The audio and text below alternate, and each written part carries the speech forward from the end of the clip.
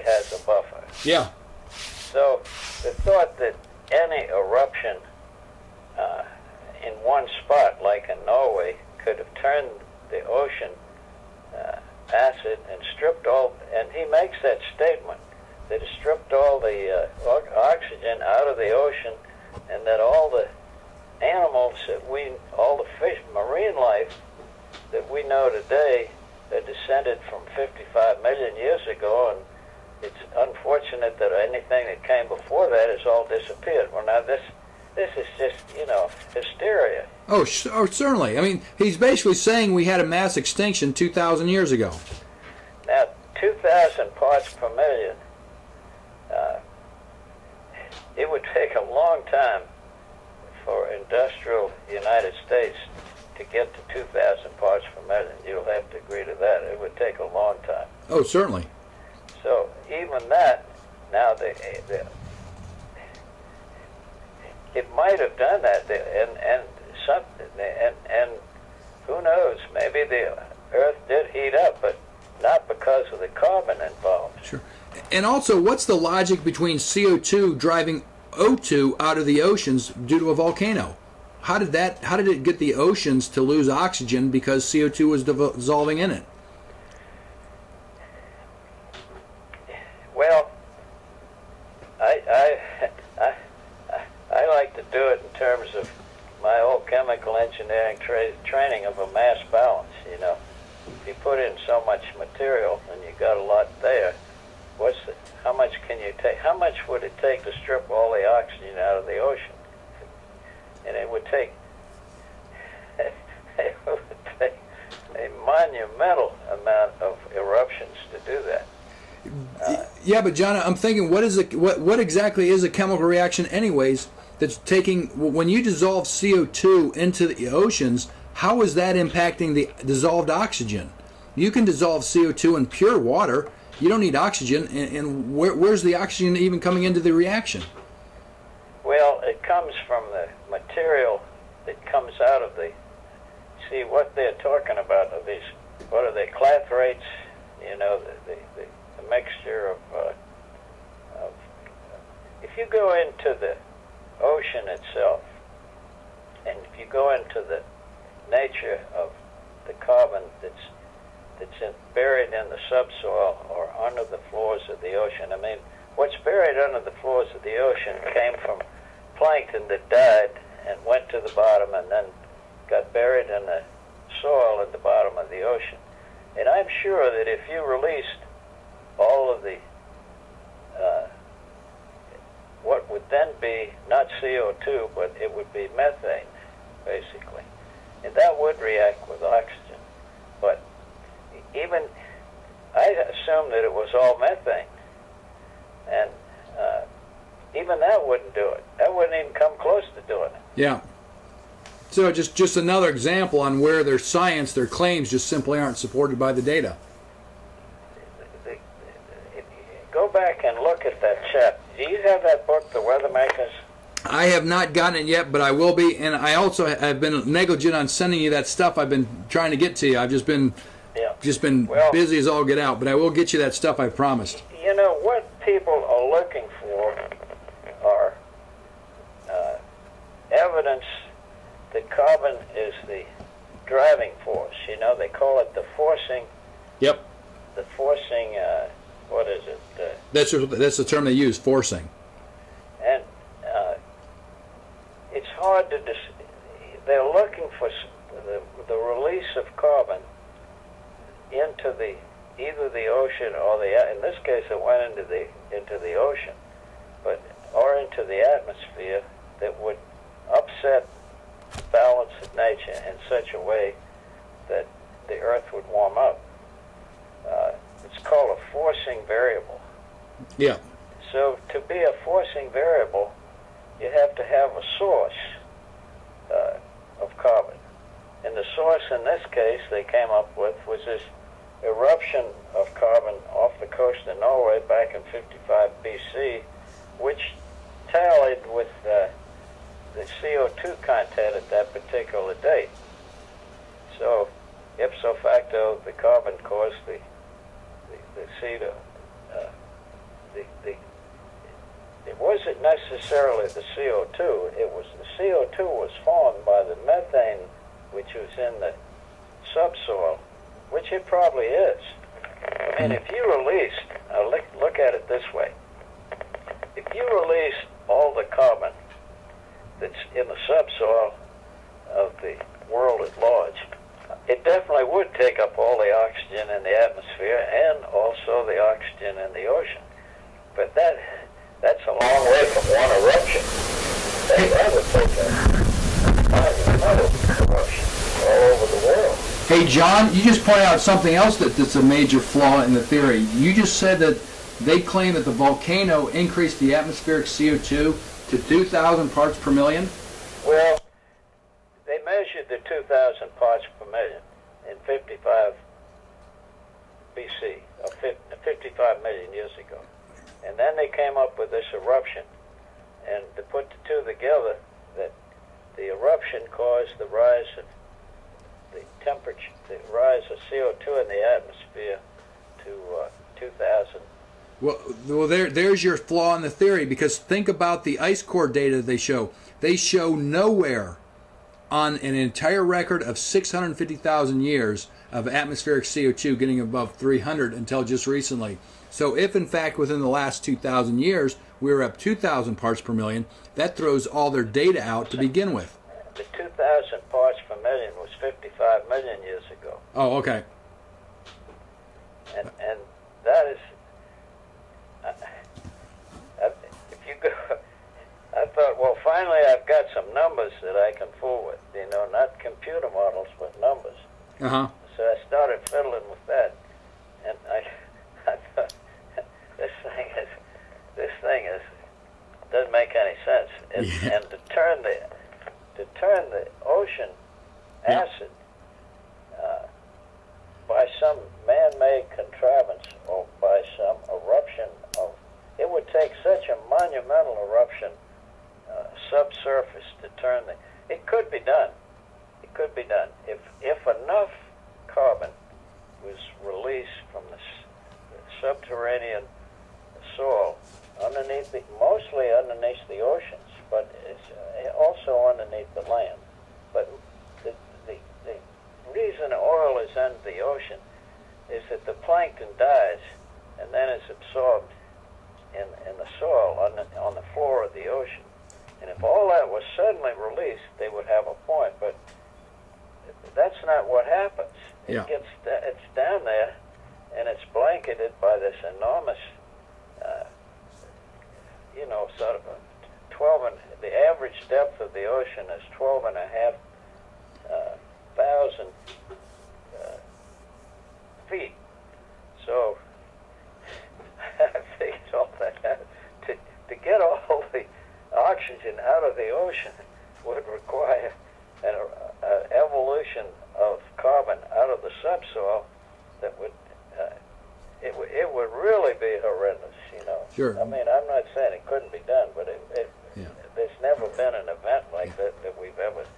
Sure. I mean, there may be a possibility, but it's highly improbable. Pigs may fly someday, but it's very unlikely that's going to happen. Well, who knows what it might have happened, but the thought to compare what man is putting into the atmosphere with some giant, catalytic or, unbelievable eruption of all the carbon that's on the floor of the ocean, if it suddenly, and the carbon in the floor of the ocean probably is in the form of probably as close to methane as you'll find. I mean, it's not CO2. It's in the form of a carbohydrate, or it's probably methane, and or some form of carbon that is relatively static at the bottom of the ocean. And so, if it suddenly erupted, you would then strip out the oxygen in the water, and the part of it that wasn't absorbed in the water would go into the atmosphere, and naturally it would react with the oxygen in the atmosphere. Well, then there's a lot less oxygen in the atmosphere than there is in the ocean. So that could happen, but to unbury all that carbon, Bob, It's going to take a lot more than driving an SUV. well, it would take such a monumental eruption and upset of our entire system that nothing would probably have survived. I mean, it would have just wiped out everything. Yeah. I mean, yeah, you would have had a mass extinction. You would have had a massive condition which disrupted everything in the world. It would have stripped out all the oxygen that has been built up over eons of time. So naturally, who says that that couldn't happen? I'm not even talking about whether it could happen. It might well have happened for all I know. But we're not talking about that. We're talking about the man-made CO2 in the last few years that's in addition to what's already up there, and which is a minute fraction of the carbon that's floating around, mostly contained in the earth. Sure. And it's buried in the earth, and it's probably going to be there for God knows, for eons. It's been there for eons of time, and unless it's some dragon that's suddenly released, it'll stay there. So the little bit that we put in, I don't say, as you can point out, it couldn't influence anything one way or the other. Yeah. It's ridiculous to consider that the small amount of carbon that we're putting out would have any influence on that. Yeah. Ridiculous is the term I like, but believe it or not, as you know, that's the accepted theory. I mean, and that's what I find so fascinating about this. I feel that when people just simply take the time, open their minds, look at this data, they reach the same conclusion you do. The numbers just simply don't add up. They're taking a coincidence Yeah. and basing computer models to drive their theory. Exactly. Now, to combat that, you're saying, well, it's a theory, it's a computer theory, but does it make sense? Yeah, and that's what we've been trying to do. That's the whole point is, does this theory make sense? Does it make sense that Mother Nature would take the very element of life and make it a doomsday machine or doomsday bomb? Because that's essentially what they're saying. They're saying CO2, the element of life, plant food, is the element of life is buried deep in the earth and under the sea. Yeah. 99.9% of it. Yeah. So some of it is up in the atmosphere, and we're putting a little bit more up in the atmosphere. So the little bit that we put in the atmosphere, could that be changing the weather patterns of the whole planet? Does it make sense? Yeah. That's the same conclusion I reached. I mean, you just look at it and say these numbers just simply don't add up. But how do you attack somebody that's got $500 million in a computer? Well, that's how I did it. I mean, I went to see the guy. Yeah, the one guy at Ohio State. No, he spent almost $1 billion on these computer models. That's the crux of the matter. Yeah. Is that they got all of those theoretical people working on computers. Yeah. Well, I mean, I can tell you one thing. You give me $1 billion, I can make a pig sing. You know, I can make you any model you want that'll prove anything you want. I mean, if you keep digging, you'll find some kind of relationship. The example I give in my presentation is that obesity has increased, sales of Nike shoes have increased, so clearly exercise causes obesity. And clearly you can see that's a ridiculous thing, but you can, if you try hard enough, you can find a relationship between anything. Oh. Well, I'd go back. Somehow, I'd bring into your argument the fact that most of the carbon that we know about in this world is trapped underground. Sure. And that there is a carbon balance, no question. Some of it is released on a very, regular basis, not very much here or there, and occasionally a lot of it is released here or there. And maybe it does have a local effect on the weather, or maybe on the sea that surrounds the place, but it's not a general effect. It could be a local effect. Yes. I'm sure that if you had a giant eruption, Bob, of some of the carbon that is buried in the earth, that there would be conditions that you wouldn't like. I'm sure of that. But that doesn't even enter into our argument. Our argument is the incremental amount of CO2 that man has put into the atmosphere, and how much could that possibly affect the carbon balance? It's hard to believe that it does. Yeah, that's the conclusion I reached. I don't know how you present that so it's effective. That was the question. I was sitting here talking to a guy that came over, and he's stirred up at least 2 or 3 people here that are interested in trying to dig out. They're working on the carbon balance to see if it makes sense. But see, where you strike where somebody like like me, or like anybody around that doesn't have, you're trying to argue with somebody that's got a 500,000 or million. How many millions in computers? Well, this one gentleman, I forgot what his name is, but I have the slide in my presentation. He spent $200 or $250 million on a computer model that didn't work, and so they funded him with another, I believe it was $500 million, to improve it. And so literally when they find out that the CO2 model is not working, all they do is pour money on it to try to improve it. It's like, instead of saying, well, maybe CO2 is not the problem, they assume CO2 is the problem, that they're just not spending enough money, and they go out and they try to refine their model. But when you have this kind of resources and that kind of drive, no matter what you do, you're going to be able to prove sooner or later there's going to be some kind of a relation that they can come up with. Well, I'll say this. I'm basically a green. I think that we have definitely overused the resources of the planet, and that we should cut back on energy use, just from the standpoint that any time you have an extravagant use of resources on one side, that you sort of you get out of balance. We have definitely influenced. We've killed off a lot of animals through the misuse of land, through the misuse of overfishings of the ocean. I've done talks on, if you follow the ocean, for instance, the oceans of the sea have been, with the methods that are used now, and there are some pretty heavy duty fishing fleets out there, the total amount of fish that are coming out of the ocean is peaked out, and like the great Grand Banks off New England has been depleted.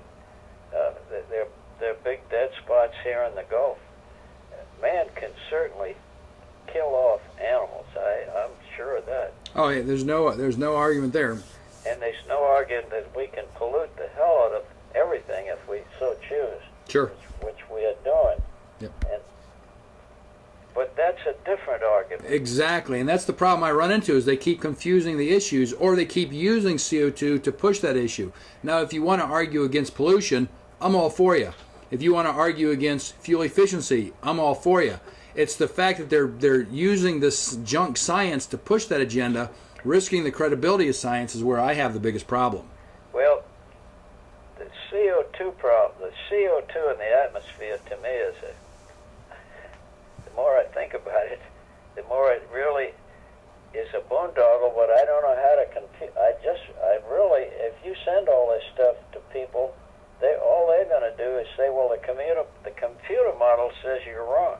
Yeah, but hey, John, have you ever run any of these multivariable models? They are, one, they're highly sensitive, and two, they're totally dependent upon the data that you put in. If you put in junk data, you're going to get junk results out. And you can tweak them any way you want to give them any answer you want. You can go in there and you can adjust the the sensitivity for each one of the variables. If you try hard enough, you could make anything explained through one of they're just simply way too much variability in them. Have you ever read that book, you might like on chaos theory. I have not read it, no. Same idea. You know, they got into that through weather forecasting. They picked out 16 variables in weather, and they measured all the variables as accurately as they could. And then they figured out that what they came out was tough. If they go out past about 6 months, is chaotic. Nothing makes any sense. Exactly. If you go out about 4 or 5 years, you find all these beautiful patterns. Yeah. It's completely ridiculous. You get order out of chaos. Yeah. But of course. Or you get the hockey stick chart. Because they found if you randomly plug in data, you get the hockey stick chart, which is the temperature graph that they show. Well, how do you compute? The problem is, how do you show that this is a ridiculous solution? You have to.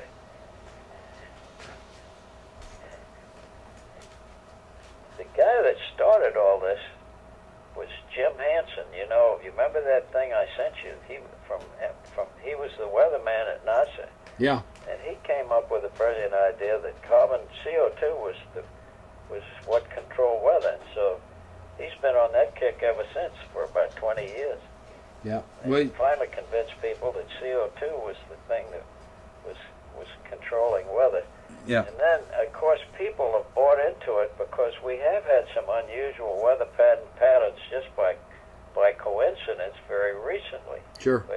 But my God, if you go back a few thousand years, the weather we've had is very stable compared to anything that's happened before. Not even a few thousand years. We had the Little Ice Age just a couple hundred years ago. Yeah. And back then, they burned witches for causing it.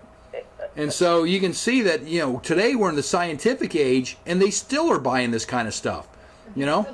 Well, yeah, they're still burning witches. How do you confront that? You know, I gave a talk here recently on, this was 10,000 years ago, where we had all those animals running around North America. They all suddenly disappeared. The saber-toothed cat has been around for 20 million years, and then suddenly disappeared. Yeah. And of course, it was a weather. At the end of the last ice age, there were some unbelievable changes in the weather. Yeah.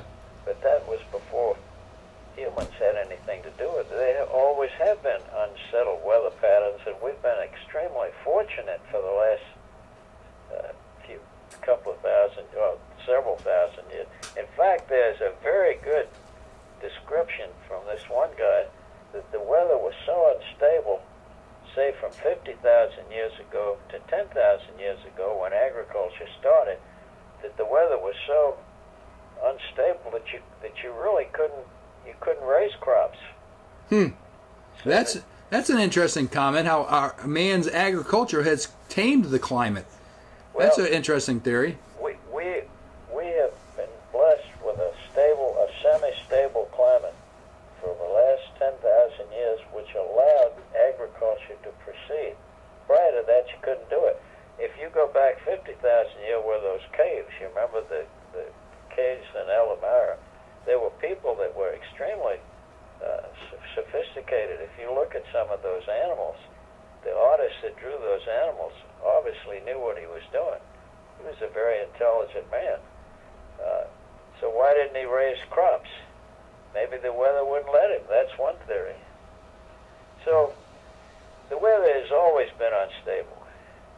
We're just blessed by the Almighty, or however, that we were able to live in a time when the weather was stable enough so it permitted the growth of civilization. Now when we have a few upsets, we blamed it on incremental CO2. Yeah. But John, this is such a pleasure to hear this because they've been raking me over the coals. It's so nice to talk to a voice of reason. I've been making these exact same arguments, and I've been feeling awfully guilty up here, and I'm glad to hear a little confirmation. They're trying to convert me to vegetarianism, to communism, and into global warmingism. Well, I think the way I would go at it, say, look, let's just look at the carbon balance. How much carbon is in the earth? it's an overwhelming amount. And if it was suddenly released, nothing on this world in this world could live. But it would take a giant eruption of carbon, and you could calculate how much it is. I could calculate it very simply. You figure out how much oxygen is in the ocean and how much carbon, how much methane there would be in subsurface ocean, to how much methane would have to be released to turn it acid. See, they're talking about acidity killing all the coral reefs and the Great Barrier Reefs in Australia, and they blame that on CO2. Yeah. Well, if you do just a little bit of pencil pushing, the amount of carbon it would take to change the acidity of the waters off the Great Barrier Reef would just be would boggle you. I mean, it would be it's ridiculous. Hey, John, if you could run some of those numbers for me and send them up to me, I would really appreciate that, and I can work them into the presentation, because that's one area I haven't hit yet. All right, I'll tell you what. These are very. I hate to do anything abrupt because I may be, I'm just. He's an MIT graduate, and I gave him all these numbers and asked him to check them for me, and I will do that. I will write down. What I would do is I will give you the pages in this book where the guy makes the statements about the eruption of carbon, and you see, if you're going to have a forcing variable, a carbon variable, you have to have a source which when you do release carbon, that it does change the temperature. But he also says, in addition to changing the temperature, it changed the acidity of the ocean. We'll see. He says 2,000 parts per million. We'll see. You still 2,000 parts per million is still nothing. Yeah. That's 0.02%. Sure. How's that going to change the acidity of the ocean? Yeah.